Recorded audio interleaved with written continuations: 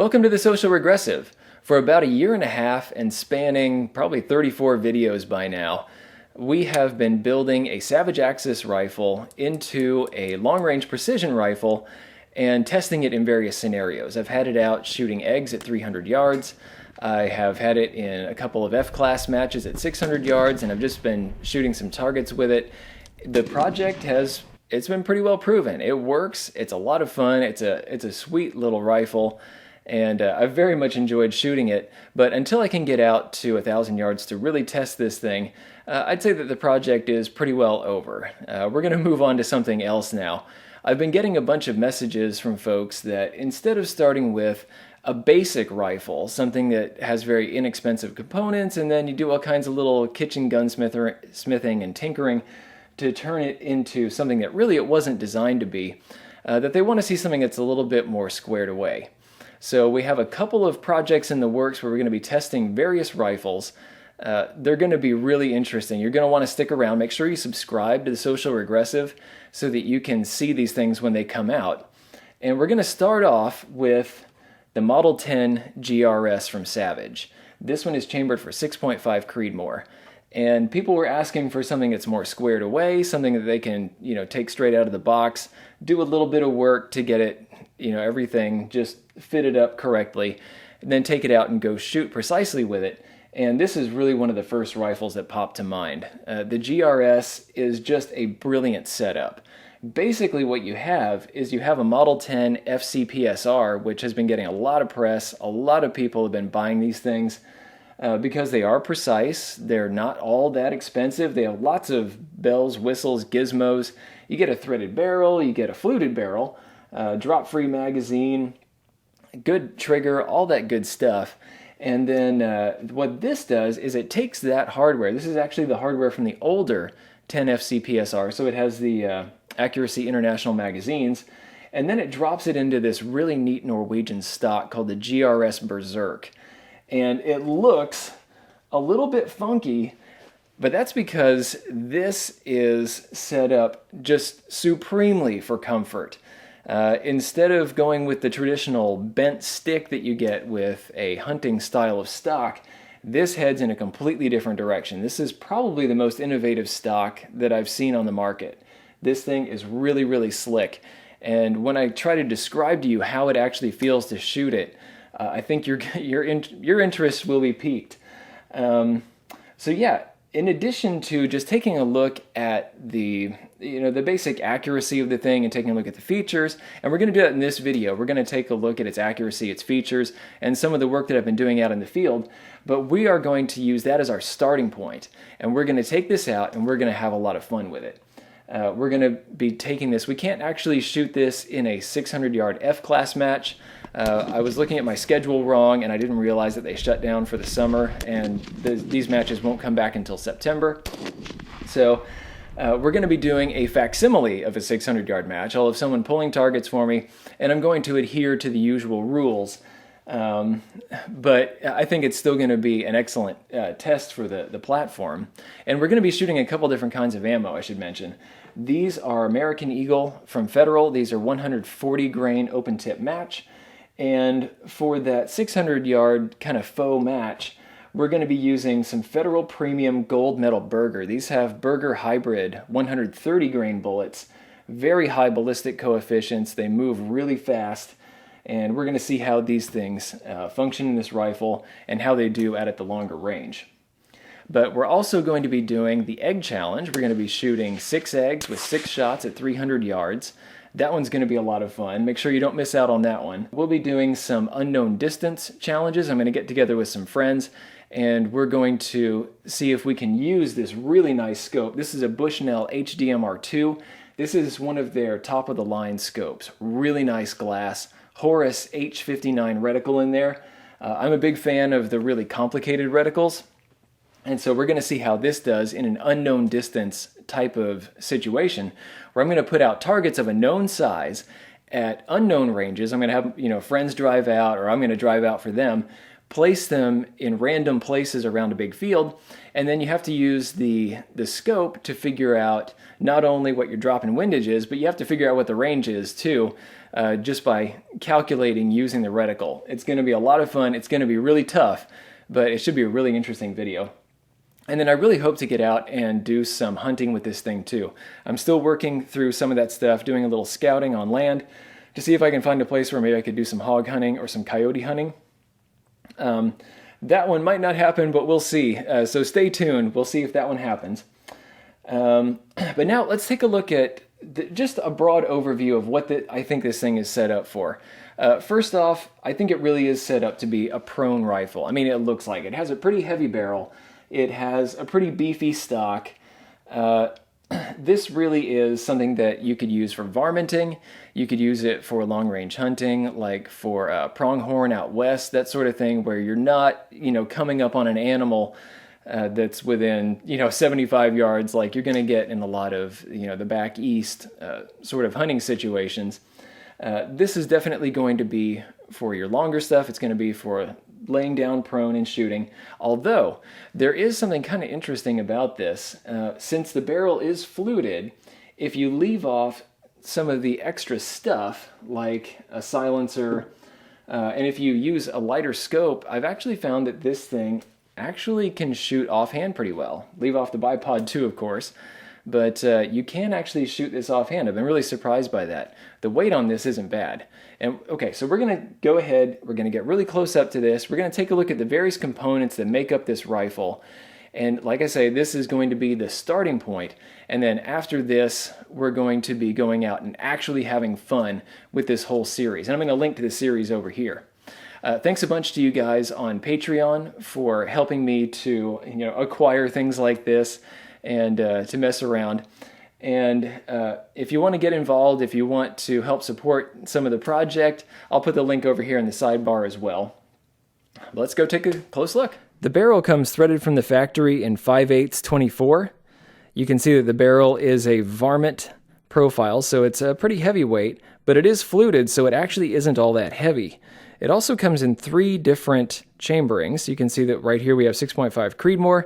Of course, it comes in 308 Winchester, but it also comes in 6mm Creedmoor. And with that one, you get a 26-inch barrel instead of the 24 that you see right here.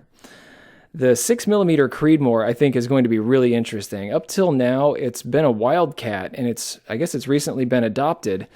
But 6mm Creedmoor is really slick. It takes that 6.5 Creedmoor case, necks it down to 6mm.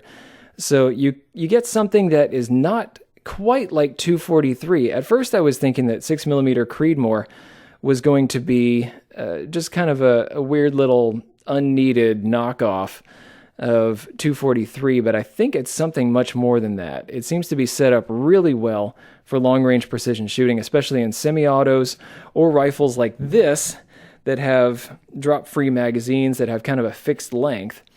So you can run those really long bullets, and the chambers are also going to be set up with a long throat so you can run long bullets. I think it's going to be an excellent, excellent option for folks that may be lighter in stature, children, or those that just don't want that extra kick when they're shooting. I could see it working out really well in PRS style matches. While we're on the subject of the magazines, these are Accuracy International pattern magazines. These hold 10 rounds, and they drop free pretty easy. You just press this button, and they pop right out. This is actually a Magpul magazine that comes with it. And these are really sweet. I've been testing this out so far. It runs really smoothly. And before, I kept, thinking, okay, why in the world would anybody want to step backward to a single stack magazine? After running this, I really understand. It's really slick feeding. You don't really get a lot of hang up when you're pulling the bolt back over that follower or the round that's under it.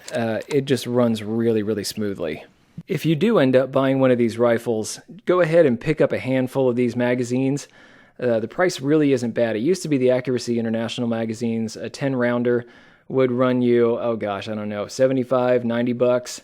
And these right here, I think you can get them for, 30 bucks, even less, down to 25. So that's pretty neat. You can have a handful of these. And if you are a varminter, that's a real boon, because I don't know how many times that I've been out with my 12FV, blind magazine, and, I've just missed a prairie dog with my last shot, and I want to be able to swap really quickly over to the next shot, and by the time I get the round in the chamber, it's gone. The prairie dog's gone. So yeah, pick up a handful of these. It's a great price. I think it's a good way to go. Following this bottom metal toward the back, you can see that we have this gigantic trigger loop, which is exactly what you'd expect from someone making a stock in Norway or Sweden or Finland. This can accommodate some of the thickest gloves you've probably ever seen. This thing is huge. And sitting in there, of course, is the Accutrigger, which comes in just a shade below 2 pounds. So it is light, it's super crisp, and as usual, I've been very, very happy shooting with this trigger. The rifle came with a 0 MOA base installed, and I think it's one of the longer Weaver ones. It's Picatinny style. It's not the Weaver dimensions. It's Picatinny. But it was nice to have this included with it instead of having to go track one down. The stock comes with one standard swivel stud, which this Blackhawk bipod is attached to right now, but you also get a couple of these quick detach little swivels right here. So you get a couple of points. You get one at the front, and you get one at the back right here. The action is Savage's short open top action, and it's really, really smooth. You'll see in the shooting that I've been doing that I've just, pretty much kept my hand in this exact same position. I just use my index finger to pop this bolt up, and you can see it has a big varmint knob on it. Very comfortable. And it very smoothly feeds the next round. Part of it has to do with the magazine and how smooth everything is there, and part of it just has to do with the bolt itself. It's been really slick so far. Back here is where the GRS Berzerk stock really shines. This grip is phenomenally comfortable. I know it's not going to fit everybody, but I'll tell you this, it fits my hand really, really well. It has a big palm swell. It really fills up the hand. You get the finger grooves. Thumb lays over the back here. And it's a super, super easy reach to the trigger, and I'm going to show you why. Not only is the grip vertical and close to the trigger, but look at this. It's actually cast off and at an angle from where you would expect it to be. It looks weird, and this is something that I've actually done on my own rifle on my the Savage 12FV stock that I shaped. I did a little bit of the cast off, but nothing quite like this. And this is innovative. This is real out of the box thinking. And it absolutely works. When you're in the prone position, you will not believe how comfortable this thing is. It feels great. It has some rubber right here, some rubberized material over here on this side of the grip where the palm goes. And sorry, lefties, at this point, the GRS is only available, at least, this one from Savage, it's only available in right hand. I'm not sure if the Norwegian stocks, if you order from them, if they have a lefty one or not. But you get some rubber up here, you get rubber here, and this, when you're laying down prone, it just plain works. You lay your hand on this, and your finger naturally falls right onto the trigger. Finally, at the back, you have the two adjustable pieces. You have an adjustable cheek piece. You just press in this button, and you can adjust that quite a ways. And you have an adjustable buttstock right here. Press the button, and this goes in. So you have a range, I believe, from 13 inches of length of pull out to 14.5. And 14.5 is exactly what I need for my stature. If you're concerned about recoil, the pad back here, even though it's not very thick, it's very squishy, very comfy. I'm going to show you a handful of the targets that I first shot with the Model 10 GRS, but first let's take a look at a few stats. The weight of the rifle naked is 9.2 pounds, which seems pretty heavy, but then you have to realize that you have this special stock on the back, and it does have a varmint-profile barrel, so overall it's really not that bad. And since you do have that heavier stock, the balance is actually pretty good. The length overall is 44 inches. Length of pull is 13 to 14.5 inches, like I mentioned with that adjustable buttstock.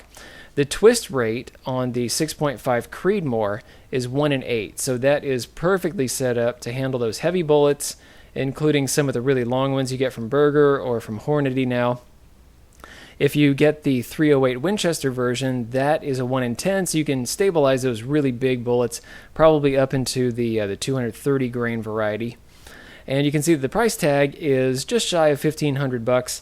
That is the MSRP. That's not the retail price you'll end up paying in a store, but still, considering that you're getting about a $650 stock, that's what those usually cost, and you don't have to really tune and tweak the thing. That's actually a pretty good deal for that rifle. It is, probably out of the reach of some of you guys out there. It's going to be a pretty penny. But considering what you would pay for, a stock that has been modified after the fact, again, not too shabby.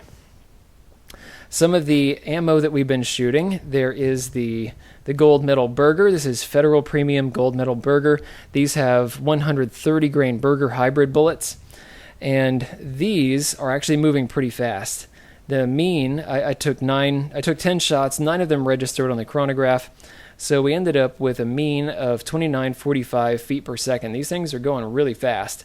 But take a look at the ballistic coefficient. It is 0.56 on the G1, and the 140 grain bullets that weigh considerably more, that's only 0.58. So you're getting a lot of extra speed with this match ammo.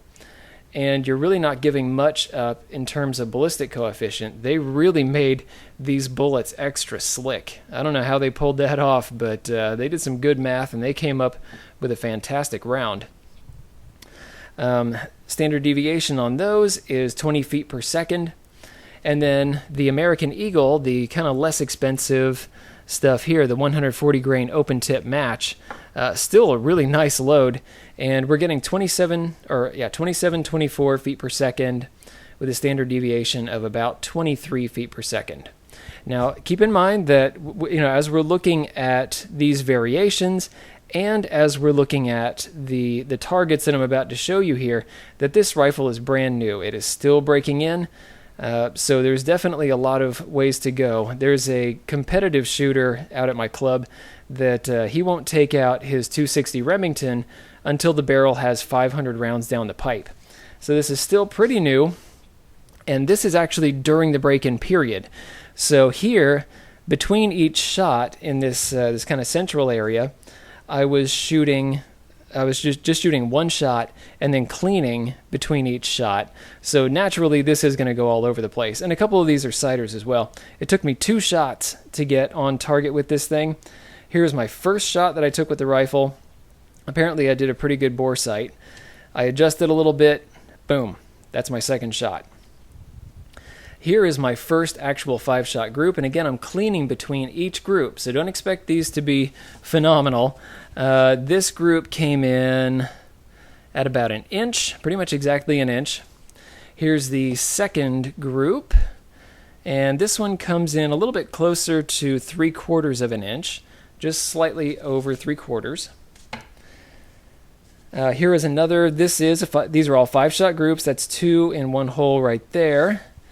And I'm guessing this is going to be the largest axis. Yeah, that's about 1.25 inches for that. Fourth group, that's coming in a bit under an inch. That's kind of it's about 7/8, I would say. Those previous groups and the ones that I'm about to show you, these were all with the American Eagle until we get to a specific one I'll show you that is the Berger. So here's another one. And again, this is still in that break-in period. So yeah, that's a bit over 1.25 inches. Looking about almost 1.5 inches right there. This is the first group that I shot with the gold medal Berger. Again, the barrel is new. Things are going to be a little bit crunchy. And we're coming in at about 2.25 inches on this stuff. And here's a spoiler alert. I did go back and shoot this a couple weeks later. I've been putting more rounds through this. And I was able to hit a 12 by 8 inch steel plate at 650 yards with just repeated accuracy. I really couldn't miss. So the ammo I think is fine. It's just the rifle breaking in. And we're going to do some tests as things go along to see how things tighten up. And speaking of tightening things up, I did realize that a suppressor can help to sometimes tighten groups up. It all depends on how the load is optimized. I think that this one is actually optimized for a longer barrel than the 24 incher that's on there. So it is going to run happy when it's suppressed. And yeah, so right here we're running just under 1 inch on this. And this kind of mirrors some of the results that I was getting later. I have already shot the egg challenge, and I'll give you a little spoiler, it went off quite well. And that was shooting with the 140 grain open tip match, the American Eagle stuff. This is American Eagle right here, and the egg challenge is also going to be using this. So make sure you don't miss that video. This is my 600-yard 5-shot group, and you can see that it came out very well, especially for factory ammo. This is Federal American Eagle 140 grain open tip match. It is a little bit low. I'm still working up the dope on the scope for this thing. I didn't quite know exactly what its velocities were, so I've run these things over the chronograph. Now I know how fast they are, and hopefully I can get a little bit closer to the 10 ring next time. Essentially, the Model 10 GRS is about comfort and precision. Testing will bear out exactly how comfortable and precise it is, but if it does turn out to be as good as I really think it's going to be, then I think for a lot of you guys, this could end up being your one gun.